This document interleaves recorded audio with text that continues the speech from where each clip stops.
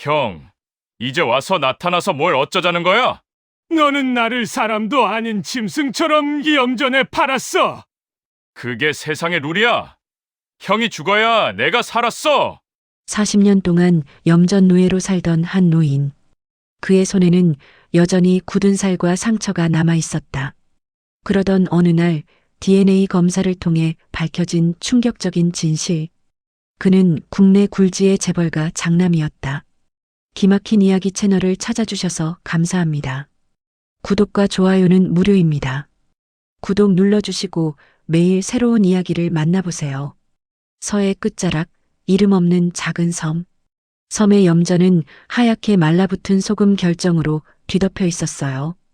해질녘이면 바람이 차갑게 불어왔고 그 바람은 소금 냄새와 함께 사람의 피부를 따갑게 할아댔습니다.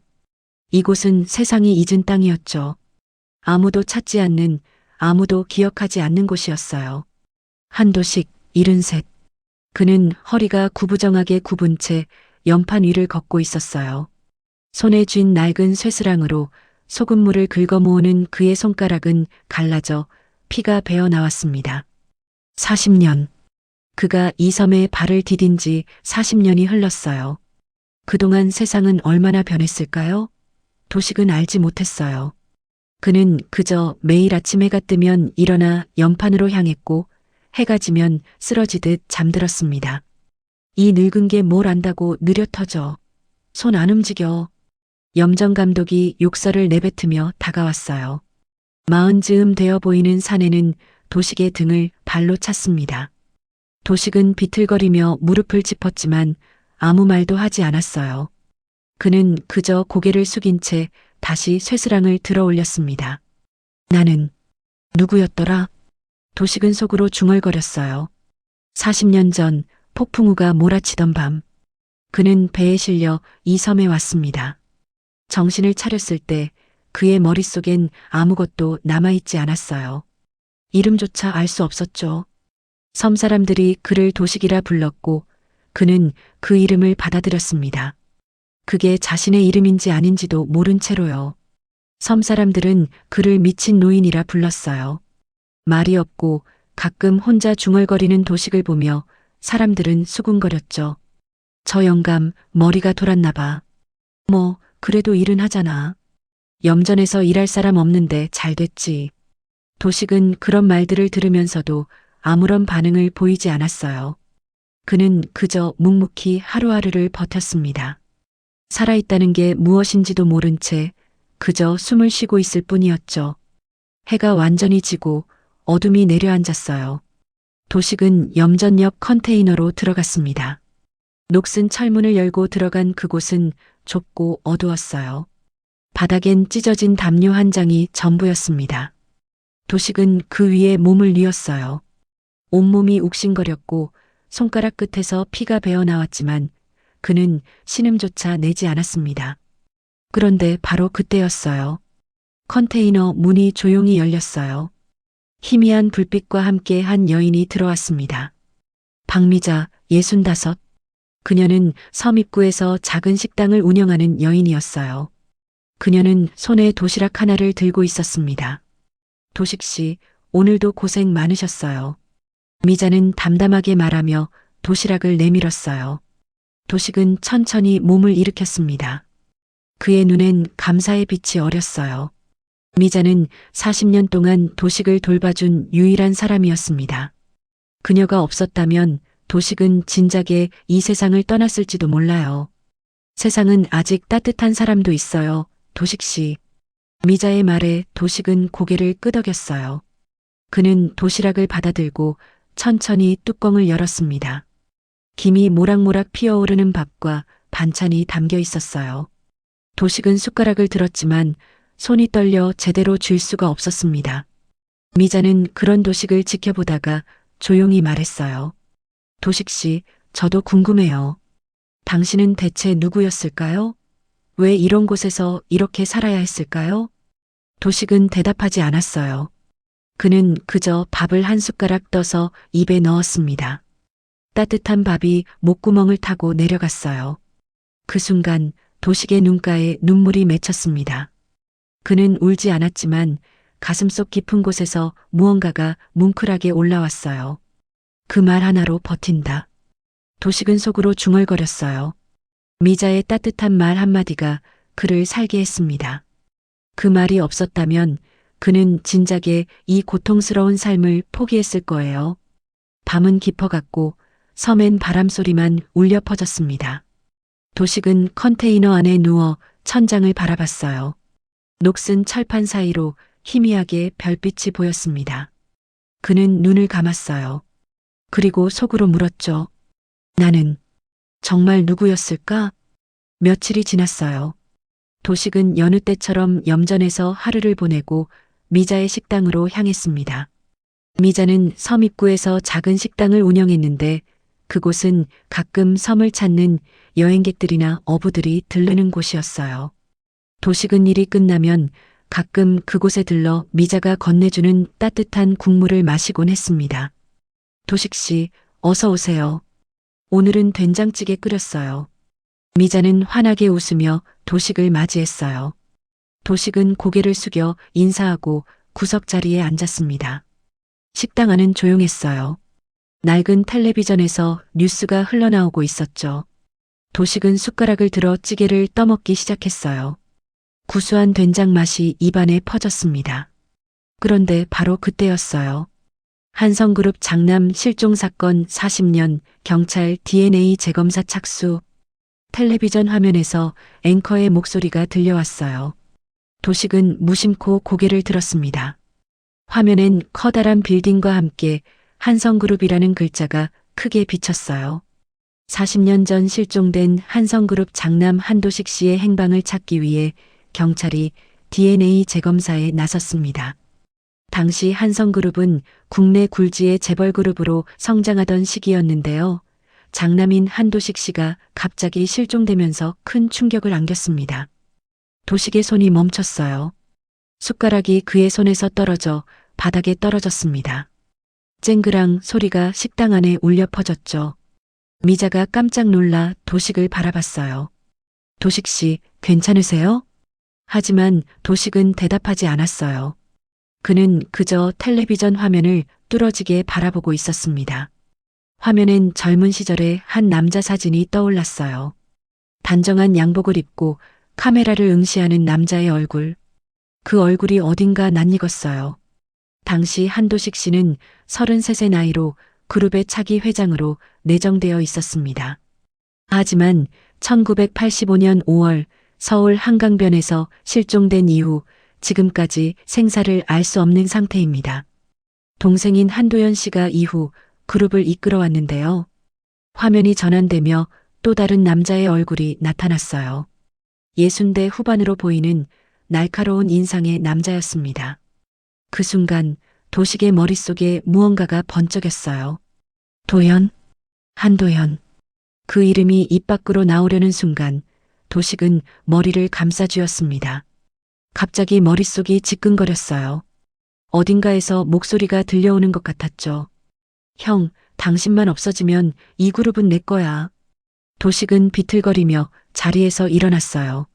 미자가 황급히 다가와 그를 부축했습니다. 도식 씨, 얼굴이 왜 이래요? 어디 아프세요?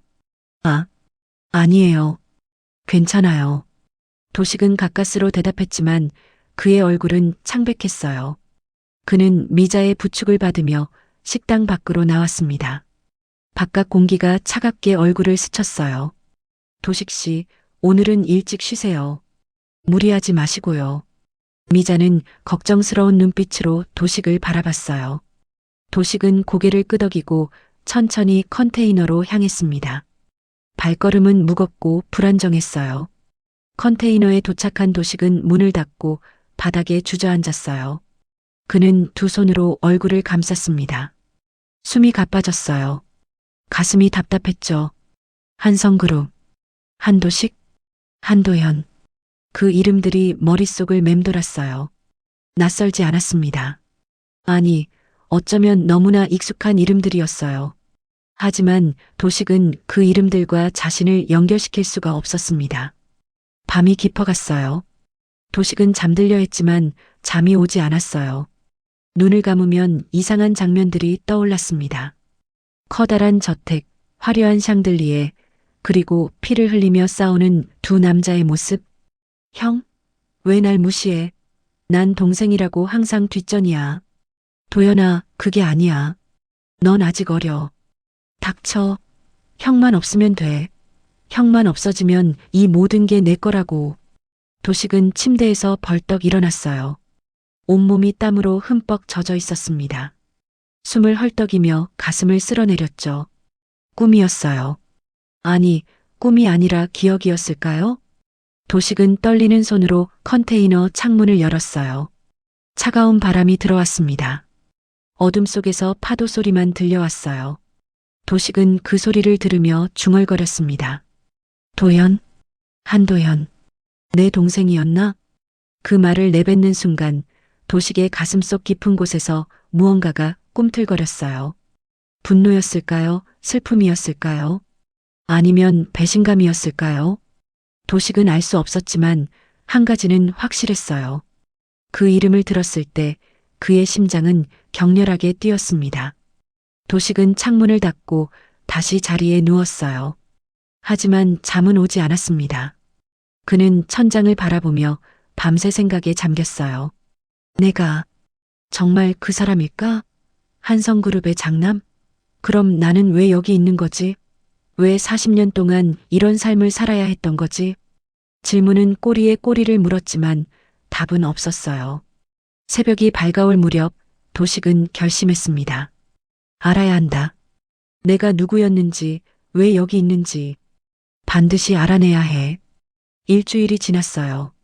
섬에는 평소와 다른 분위기가 감돌았습니다. 여러 대의 차량이 선착장에 내려졌고 깔끔한 옷차림의 사람들이 섬 곳곳을 돌아다녔어요. 자원봉사단이라고 했습니다.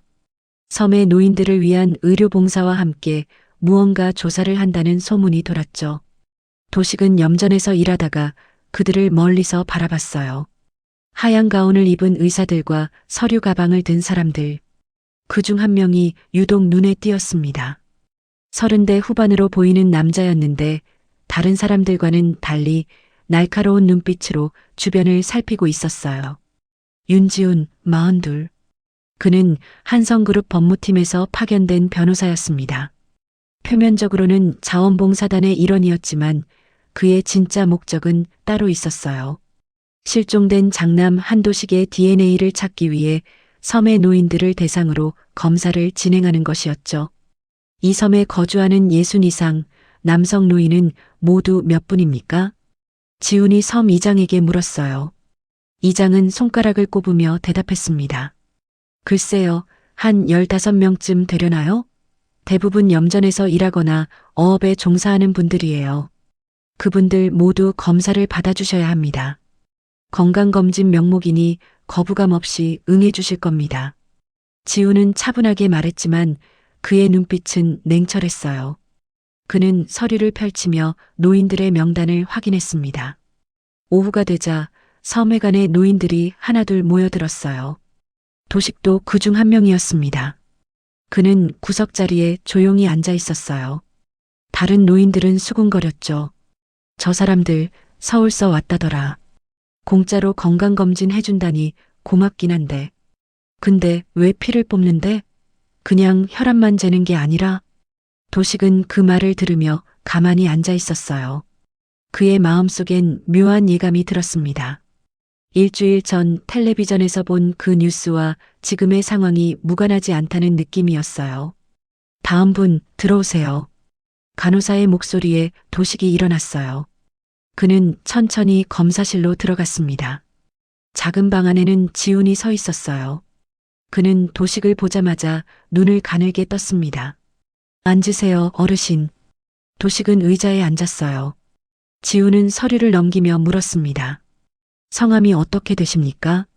한도식입니다. 연세는? 73이요.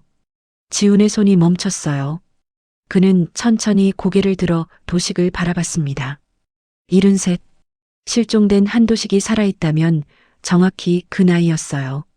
이 섬에는 언제부터 계셨습니까? 글쎄요. 40년쯤 됐을 겁니다. 지훈의 눈빛이 날카로워졌어요. 그는 의자를 당겨 도식 앞에 앉았습니다. 40년 전 어떻게 이 섬에 오시게 되셨습니까? 기억이 없어요. 정신을 차려보니 이 섬에 있었습니다. 기억이 없다는 게 무슨 말씀이십니까? 도식은 잠시 망설이다가 천천히 입을 열었어요. 폭풍우가 몰아치던 밤이었어요. 정신을 차렸을 때 저는 이 섬 해안가에 누워 있었습니다. 누가 저를 배에 실어 보냈는지, 제가 어디서 왔는지 아무것도 기억나지 않았어요. 지우는 도식의 얼굴을 자세히 살폈어요. 주름진 얼굴, 거친 손, 구부정한 허리. 하지만 그 속에서 무언가 다른 것이 느껴졌습니다. 손 좀 보여주시겠습니까? 도식은 떨리는 손을 내밀었어요. 지우는 그의 손을 들여다봤습니다. 손가락엔 오랜 노동으로 생긴 굳은 살과 상처가 가득했어요. 그런데 그 사이로 오래된 화상 자국이 보였습니다. 이 화상 자국은 언제 생긴 겁니까? 모르겠어요. 제가 이 섬에 왔을 때부터 있었습니다. 지훈의 심장이 뛰기 시작했어요. 그는 가방에서 오래된 파일을 꺼냈습니다. 파일 속에는 한도식의 신체 특징이 기록되어 있었어요. 그중 한 줄이 눈에 들어왔죠. 왼손 검지와 중지 사이 화상 자국 있음. 1978년 연구실 화재 사고 당시 입은 상처. 지우는 도식의 왼손을 다시 봤어요. 정확히 같은 위치에 화상 자국이 있었습니다. 어르신. 지훈의 목소리가 떨렸어요. 혹시 1970년대에 서울에서 사고를 당하신 적이 있으십니까? 모릅니다. 아무것도 기억나지 않아요. 지훈은 깊게 숨을 들이쉬었어요. 그는 체열 도구를 꺼내며 말했습니다. 검사를 위해 피를 좀 뽑겠습니다. 아프지 않으니 걱정하지 마세요. 도식은 고개를 끄덕였어요. 바늘이 그의 팔에 꽂혔고 붉은 피가 시험관에 담겼습니다. 지우는 그 시험관을 조심스럽게 봉인하고 라벨을 붙였어요. 검사 결과는 일주일 뒤에 나옵니다. 그때까지 건강히 계세요. 도식은 자리에서 일어났어요. 그가 문을 나서려는 순간 지훈이 뒤에서 말했습니다. 어르신, 혹시 한성그룹이라는 이름을 들어보신 적 있으십니까? 도식의 발걸음이 멈췄어요. 그는 천천히 고개를 돌려 지훈을 바라봤습니다. 텔레비전에서 봤습니다. 그게 전부입니까? 모르겠어요. 하지만 그 이름을 들으면 가슴이 답답해져요. 지우는 도식의 눈을 똑바로 바라봤어요. 그 눈 속에서 그는 무언가를 느꼈습니다. 상실, 혼란, 그리고 어쩌면 진실. 알겠습니다. 조심히 가세요. 도식은 고개를 숙이고 방을 나갔어요. 일주일이 흘렀습니다. 지우는 서울의 연구소에서 급하게 전화를 받았어요. 윤 변호사님, 검사 결과 나왔습니다. 어떻습니까? 전화 너머로 연구원의 떨리는 목소리가 들려왔어요. 일치율 99.8%입니다. 실종된 한도식 씨와 동일인입니다. 지우는 전화기를 쥔 손에 힘을 주었어요. 그는 눈을 감았습니다. 찾았다. 드디어 찾았어. 사흘 뒤 지우는 다시 섬을 찾았어요. 이번에는 혼자였습니다. 그는 선착장에 내려 곧장 도식을 찾아갔어요. 도식은 여느 때처럼 염전에서 일하고 있었습니다. 지훈이 다가가자 염전 감독이 의심스러운 눈빛으로 물었죠. 누구신데 여기까지 찾아오셨소? 변호사 윤지훈입니다. 한도식 어르신과 잠깐 이야기 좀 나눠야겠습니다. 감독은 미심쩍은 표정을 지었지만 변호사라는 말에 물러섰어요. 지훈은 도식에게 다가갔습니다. 어르신, 저 기억하십니까? 일주일 전에 검사했던. 기억합니다. 도식은 쇠스랑을 내려놓고 지훈을 바라봤어요. 그의 눈빛엔 묘한 기대감이 어려 있었습니다. 저와 함께 좀 가시죠. 중요한 이야기를 해야 합니다. 두 사람은 해안가 벤치에 앉았어요. 바닷바람이 차갑게 불어왔습니다. 지훈은 가방에서 서류 봉투를 꺼냈어요. 어르신, 검사 결과가 나왔습니다. 도식의 손이 떨렸어요. 지훈은 천천히 말을 이었습니다. 어르신의 DNA가 실종된 한성그룹 장남 한도식 씨와 일치합니다. 99.8%의 정확도로요. 도식은 숨을 멈췄어요. 그는 지훈을 멍하니 바라봤습니다. 그게 무슨 뜻입니까? 어르신이 바로 한도식 씨입니다. 40년 전 실종된 한성그룹의 장남이십니다. 그 말에 도식의 머릿속이 하얘졌어요. 한성그룹, 장남, 실종. 그 단어들이 머릿속을 맴돌았지만 여전히 실감이 나지 않았습니다. 저는 재벌이었다는 겁니까? 그렇습니다. 1985년 5월 어르신은 서울 한강변에서 실종되었습니다. 당시 33세 나이로 그룹의 차기 회장으로 내정되어 있었죠. 도식은 고개를 떨구었어요.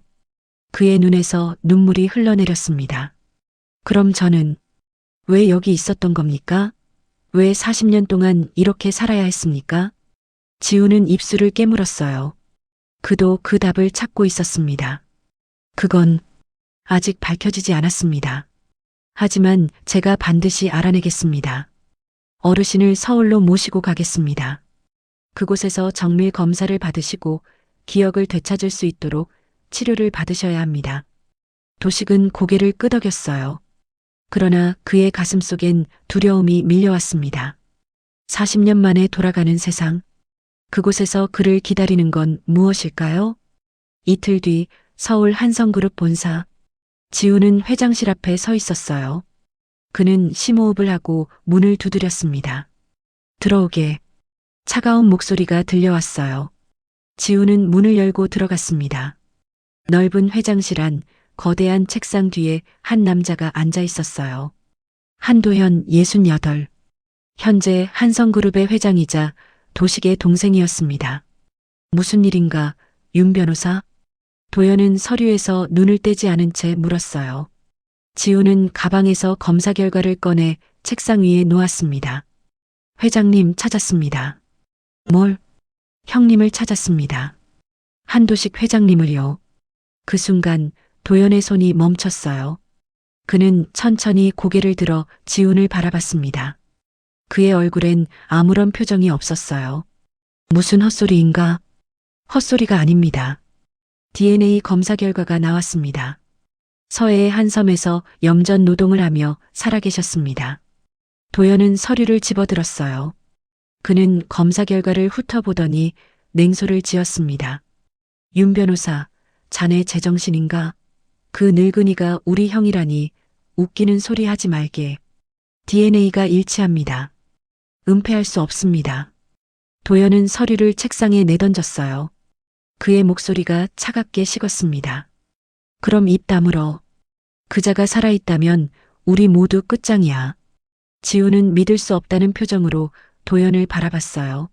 무슨 말씀이십니까? 형님을 찾았는데 왜 끝장입니까? 자네는 몰라. 40년 전 일을. 자네는 아무것도 몰라. 도현이 고함을 질렀어요.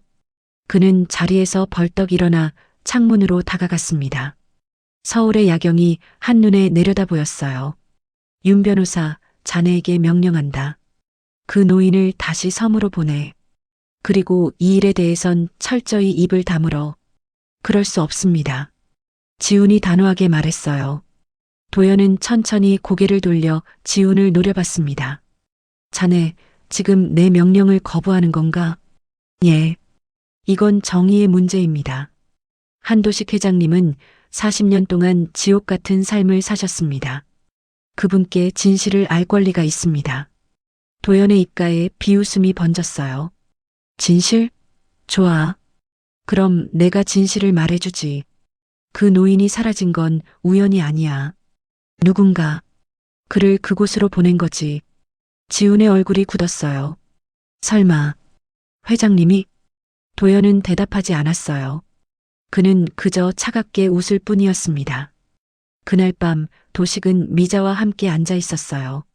도식 씨, 정말 서울로 가시는 거예요? 미자의 목소리엔 걱정이 묻어났습니다. 도식은 고개를 끄덕였어요. 가야 합니다. 제가 누군지, 왜 여기 있었는지 알아야 해요.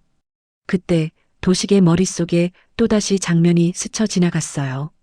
큰 저택의 계단, 두 남자가 몸싸움을 하는 모습, 그리고 차갑게 내뱉는 목소리. 형, 미안해. 하지만 난 살아야 해. 도식은 머리를 감싸쥐었어요. 미자가 놀라 그를 부축했습니다. 도식 씨, 괜찮으세요? 기억이 조금씩 돌아오는 것 같아요. 그날 밤, 누군가 저를 물에 빠뜨렸어요. 그 사람은 도식의 입술이 떨렸어요. 도연? 내 동생 도연이었어요. 사흘이 지났어요. 지우는 도연의 압박에도 불구하고 도식을 섬에 그냥 둘 수 없었습니다. 그는 비밀리에 도식을 서울로 데려올 계획을 세웠어요. 하지만 도연은 이미 움직이고 있었습니다. 회장실에서 도연은 전화기를 들었어요. 그의 목소리는 차갑고 단호했습니다. 김 사장 나야. 일 하나 맡기겠네.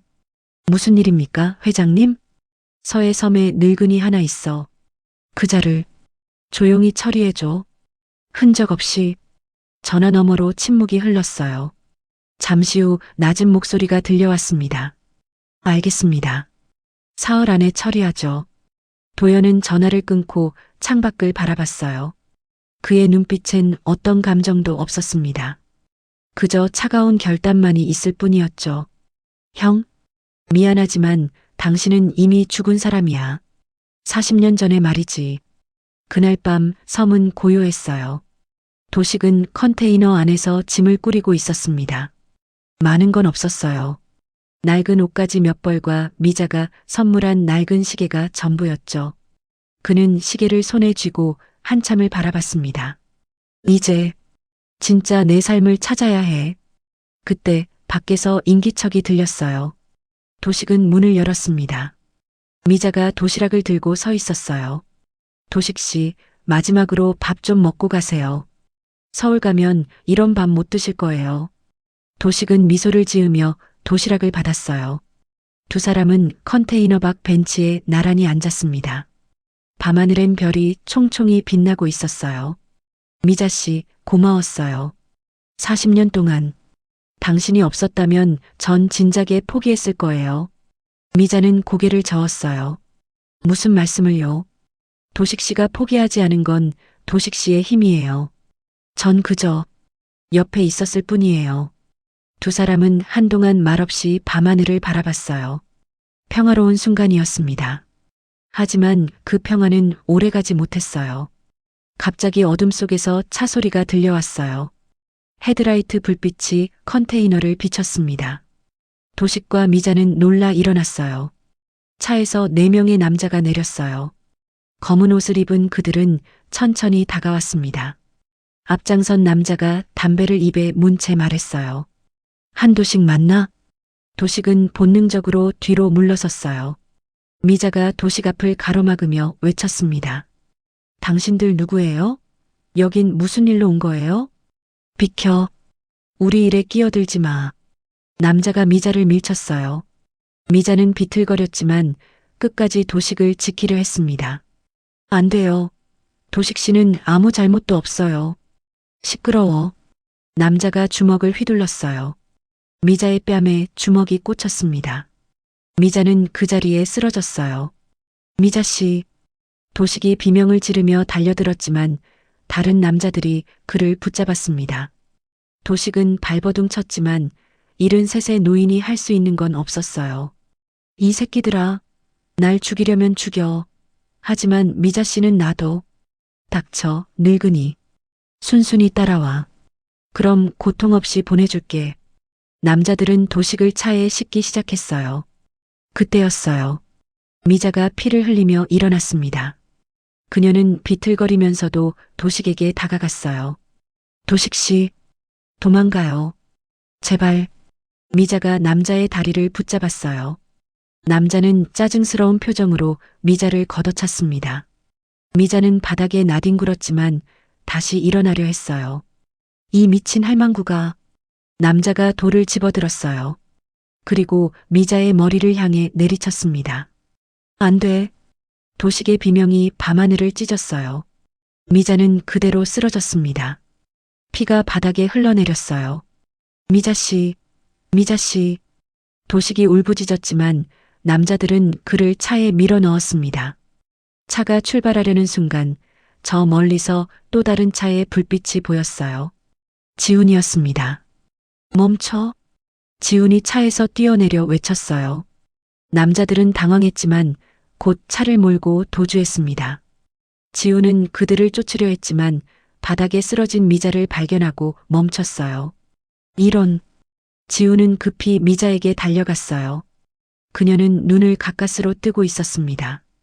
피가 계속 흘러나왔어요. 변호사님, 도식 씨를 구해주세요. 괜찮습니다. 제가 구급차를 부를게요. 지훈이 전화기를 꺼내려는 순간 미자가 그의 손을 잡았어요. 늦었어요. 전 알아요. 하지만 도식 씨는 살려주세요. 그분은 이제 기억을 되찾았어요. 당신 동생이 그랬다는 걸. 미자의 목소리가 점점 작아졌어요. 그녀의 손에서 힘이 빠져나갔습니다.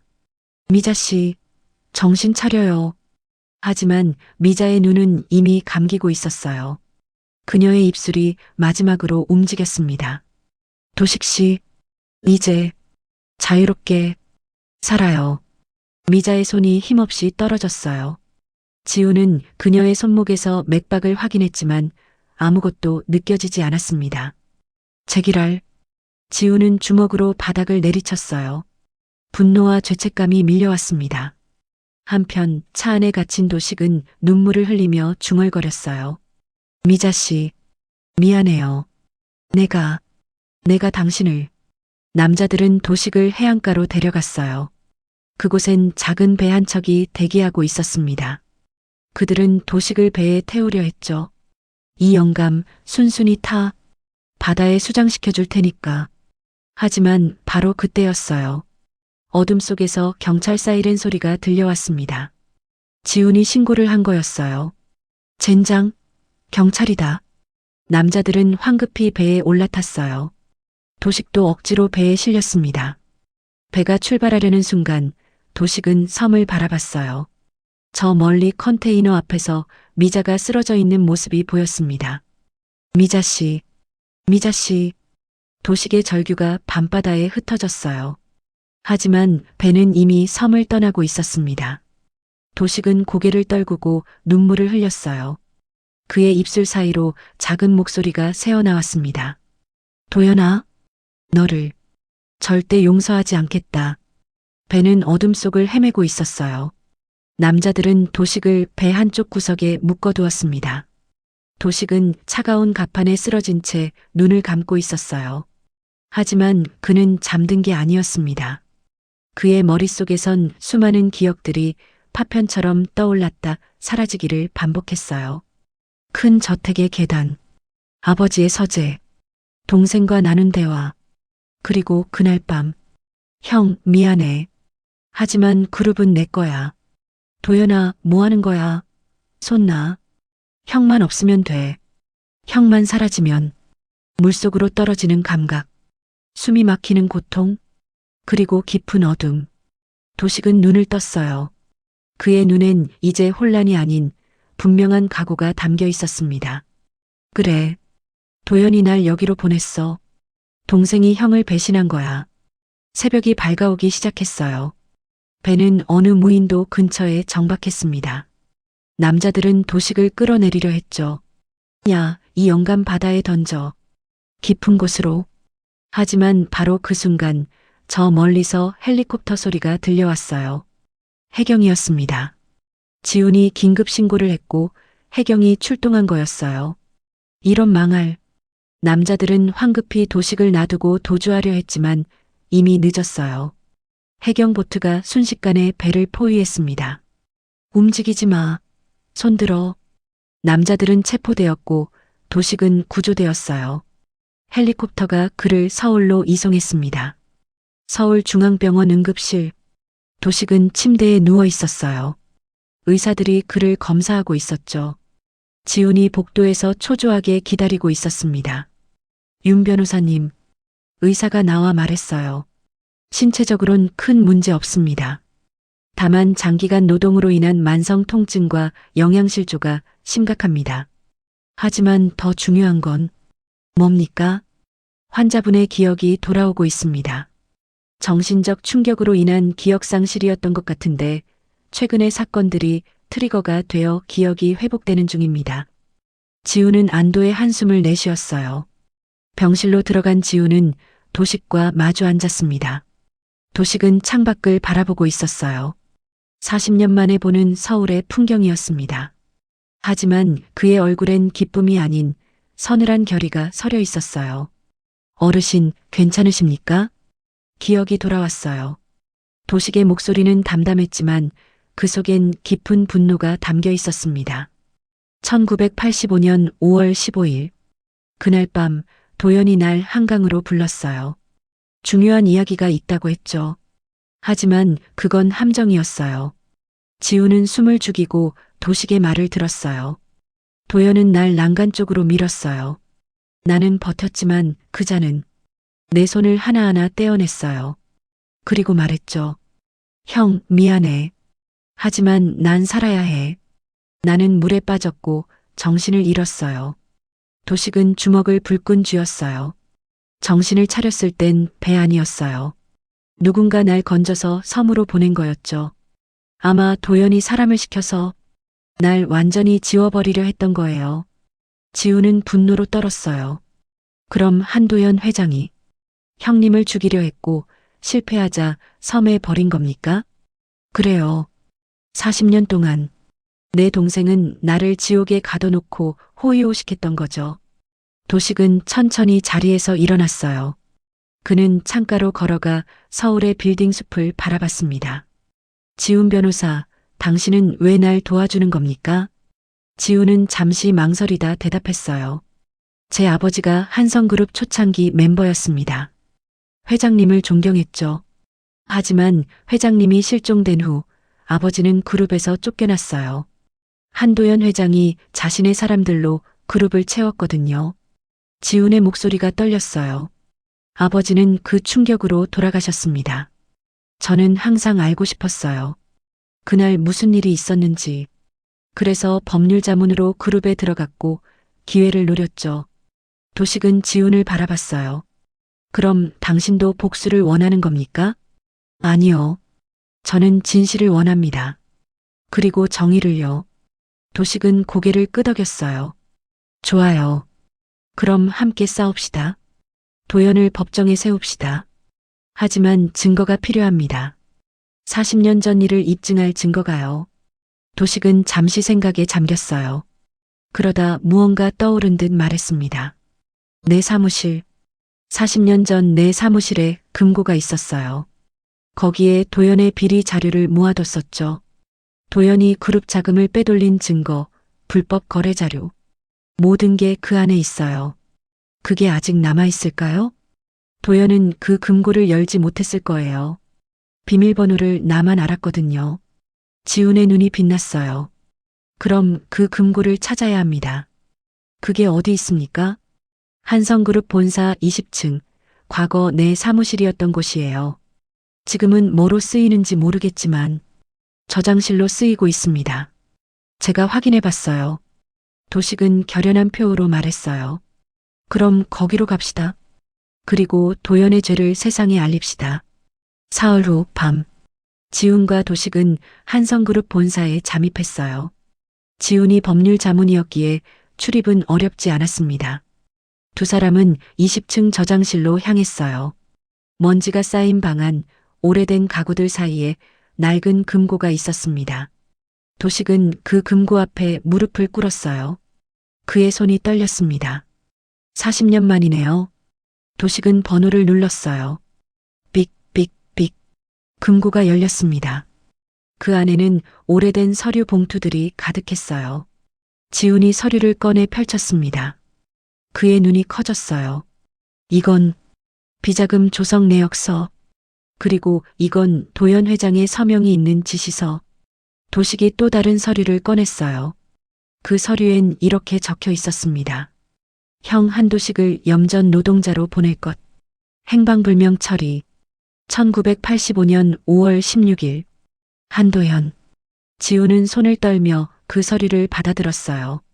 이건 결정적 증거입니다. 이걸로 도연 회장을 법정에 세울 수 있어요. 도식은 고개를 끄덕였어요. 그의 눈엔 눈물이 맺혔습니다. 미자 씨, 이제 당신의 죽음도 헛되지 않을 거예요. 일주일이 지났어요. 서울 전체가 떠들썩했습니다. 40년 전 실종된 한성그룹 장남이 살아 돌아왔다는 뉴스가 모든 언론을 장악했어요. 더 충격적인 건 그가 동생에 의해 염전 노예로 팔려갔다는 폭로였죠. 한성그룹 한도연 회장, 형 살해 미수 및 불법 감금 혐의로 검찰 조사. 40년간 염전에서 노예 생활. 재벌가의 충격적 진실. 거리 곳곳에서 신문 호해가 나돌았어요. 한성그룹 주가는 폭락했고 직원들은 혼란에 빠졌습니다. 도연은 급히 소집된 이사회에서 회장직을 박탈당했어요. 그리고 마침내 재판이 시작되었습니다. 서울중앙지방법원 대법정. 방청석은 기자들과 시민들로 가득 찼어요. 카메라 플래시가 끊임없이 터졌습니다. 모두가 이 역사적인 순간을 목격하고 싶어 했죠. 피고인석에 도연이 들어섰어요. 한때 재벌 그룹을 이끌던 그는 이제 수갑을 찬 죄인이었습니다. 그의 얼굴은 창백했지만 여전히 오만한 표이 남아 있었어요. 그리고 증인석으로 한 노인이 걸어 들어왔습니다. 한도식? 그는 깔끔한 양복을 입고 있었어요. 40년 만에 입는 정장이었습니다. 하지만 구부정한 허리와 거친 손은 그가 겪은 세월을 말해주고 있었죠. 방청석이 술렁였어요. 사람들은 수군거렸습니다. 저분이 정말 한성그룹 장남이었다니. 40년 동안 염전에서 얼마나 고통스러웠을까. 재판장이 망치를 두드렸어요. 정숙하십시오. 재판을 시작하겠습니다.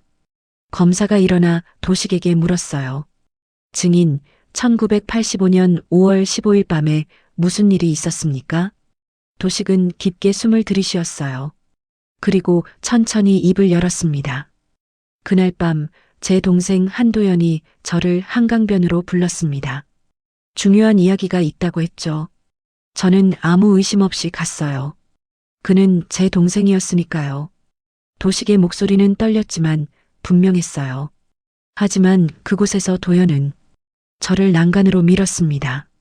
저는 버텼지만 도연은 제 손가락을 하나씩 떼어냈어요.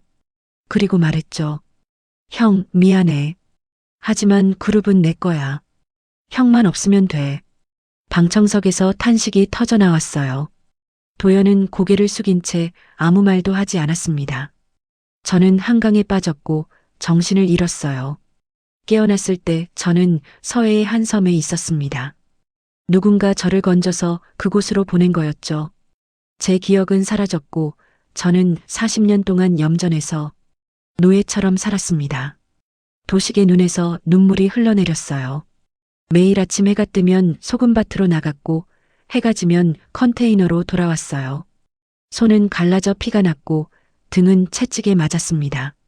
하지만 전 제가 누군지도 몰랐어요. 왜 그런 삶을 살아야 하는지도 몰랐죠. 검사가 서류를 들어 올렸어요. 재판장님, 증거물 1번을 제시합니다. 피고인 한도연이 직접 작성한 지시서입니다. 스크린에 서류가 크게 비쳤어요. 거기엔 도연의 필체로 이렇게 적혀 있었습니다. 형 한도식을 염전 노동자로 보낼 것. 행방불명 처리할 것. 절대 생존 확인되어선 안 됨. 1985년 5월 16일. 한도연. 방청석이 술렁거렸어요. 기자들은 미친 듯이 메모했습니다. 재판장이 도연을 바라봤어요. 피고인, 이 서류에 대해 할 말이 있습니까? 도연은 한참을 침묵했어요. 그러다 천천히 고개를 들었습니다. 그의 눈엔 이제 오만함이 아닌 체념이 담겨 있었어요. 인정합니다.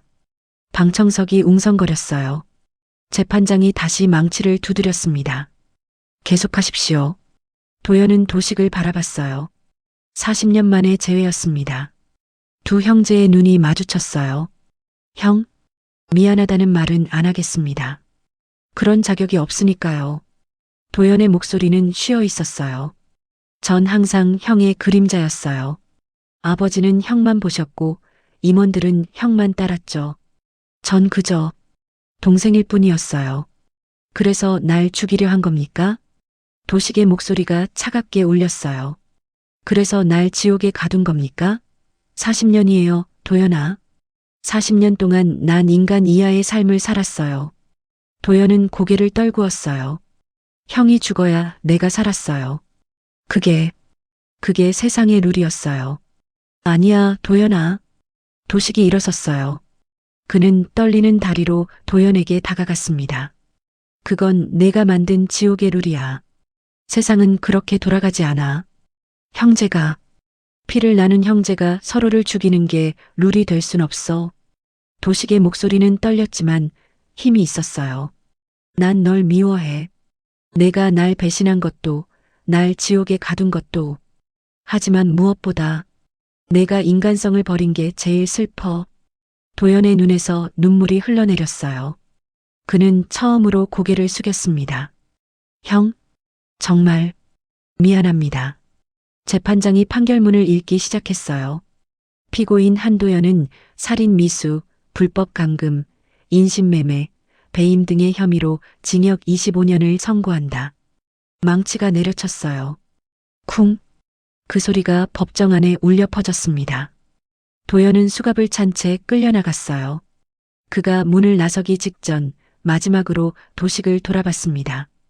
도식은 그를 바라보고 있었어요. 그의 눈엔 분노도 증오도 아닌 깊은 슬픔이 담겨 있었습니다. 잘 가, 도연아. 내 지옥에서. 도연은 고개를 숙이고 사라졌어요. 법정을 나온 도식은 복도에 주저앉았어요. 지훈이 그를 부축했습니다. 회장님, 괜찮으십니까? 끝났네요. 40년의 악몽이. 도식은 창밖을 바라봤어요. 서울의 하늘은 맑았습니다. 이제 정말 자유로워진 건가요? 지훈은 조용히 고개를 끄덕였어요. 예, 이제 자유입니다. 석 달이 지났어요. 한성그룹은 새로운 경영진으로 재편되었습니다. 도식은 명예회장으로 추대되었지만 실질적인 경영은 전문 경영인들에게 맡겼어요. 그는 이제 권력보다 더 중요한 것들을 찾고 싶었습니다. 가을이 깊어가던 어느 날 도식은 지훈과 함께 차에 올랐어요. 어디로 가시는 겁니까? 지훈이 물었어요. 도식은 창밖을 바라보며 대답했습니다. 섬으로 가려고요. 그 섬으로. 지훈은 고개를 끄덕이고 운전대를 잡았어요. 몇 시간을 달려 선착장에 도착했습니다. 배를 타고 바다를 건너는 동안 도식은 갑판에 서서 바람을 맞았어요. 차가운 바닷바람이 얼굴을 스쳤습니다. 40년 전 그가 이 바다를 건널 때와 똑같은 바람이었어요. 섬이 보이기 시작했어요. 하지만 섬은 많이 달라져 있었습니다. 염전은 폐쇄되어 있었고 사람들의 모습도 보이지 않았어요. 도식의 폭로 이후 정부가 섬의 염전을 조사했고 수많은 인권 유린 사실이 드러났죠. 염전주들은 모두 체포되었고 노동자들은 구조되었습니다. 도식은 천천히 염전으로 걸어갔어요. 하얗게 말라붙은 소금 결정들이 햇빛에 반짝이고 있었습니다. 그는 그 위를 걸으며 중얼거렸어요. 40년. 여기서 40년을. 그의 발걸음은 어느 한 자리에서 멈췄어요. 컨테이너 앞이었습니다. 그가 40년 동안 살았던 그곳. 문은 녹슬어 반쯤 열려 있었어요. 도식은 안으로 들어갔어요. 먼지가 쌓인 좁은 공간. 찢어진 담요는 그대로 바닥에 놓여 있었습니다.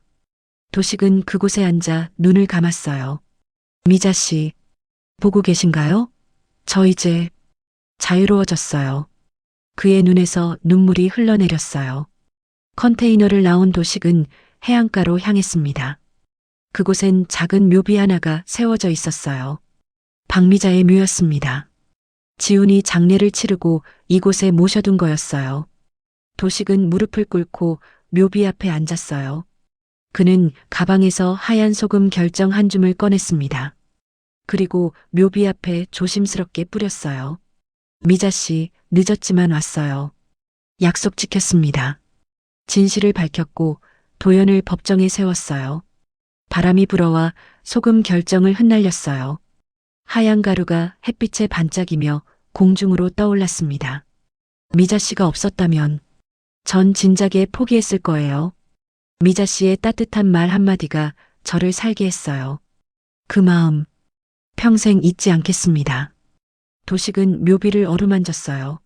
차가운 돌이 손에 닿았습니다. 이제 편히 쉬세요. 미자 씨. 그리고 정말 고마웠어요. 한참을 그렇게 앉아있던 도식이 일어났어요. 지훈이 조용히 다가와 물었습니다. 회장님, 이제 어떻게 하실 겁니까? 도식은 바다를 바라보며 대답했어요. 염전 노동자들을 위한 재활센터를 만들려고 해요. 여기 이 섬에 그들이 새로운 삶을 시작할 수 있도록요. 좋은 생각입니다. 그리고 미자 씨를 기리는 기념관도 세울 겁니다. 그분처럼 소외된 사람들을 돌보는 마음을 잊지 않기 위해서요. 지우는 감동한 표정으로 고개를 끄덕였어요. 제가 돕겠습니다. 두 사람은 해안가를 따라 걸었어요. 석양이 지고 있었습니다. 하늘은 붉게 물들었고 바다는 금빛으로 반짝였어요. 지훈 변호사. 예, 회장님. 감사합니다.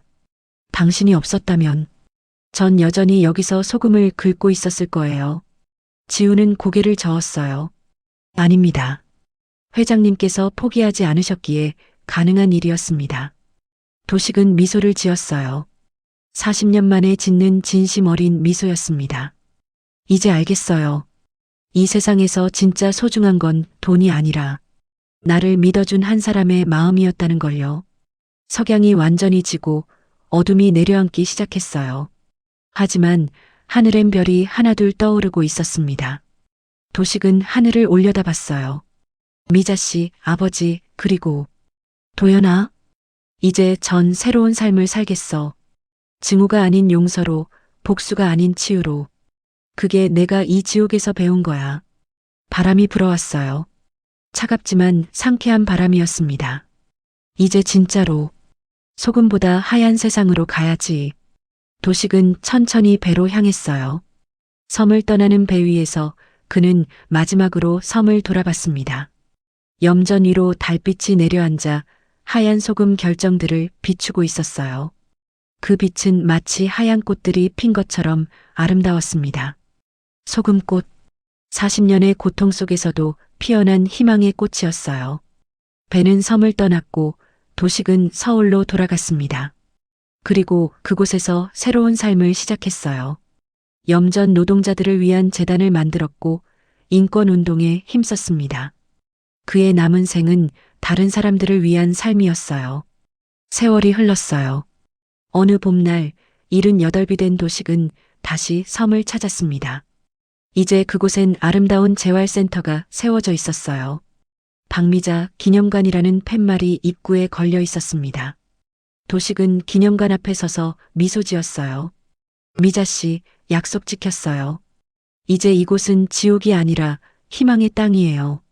그는 하늘을 올려다봤어요. 맑고 푸른 하늘이었습니다. 그리고 저도 이제 행복해요. 바람이 불어와 그의 하얀 머리카락을 흩날렸어요. 도식은 천천히 걸어 염전터로 갔습니다. 이제 그곳엔 소금 대신 꽃들이 피어 있었어요. 하얀 꽃들이 바람에 흔들리고 있었습니다. 진짜 소금꽃보다 더 아름다운 꽃들이었어요. 도식은 그 꽃밭에 앉아 눈을 감았어요. 따뜻한 햇살이 얼굴을 비쳤습니다.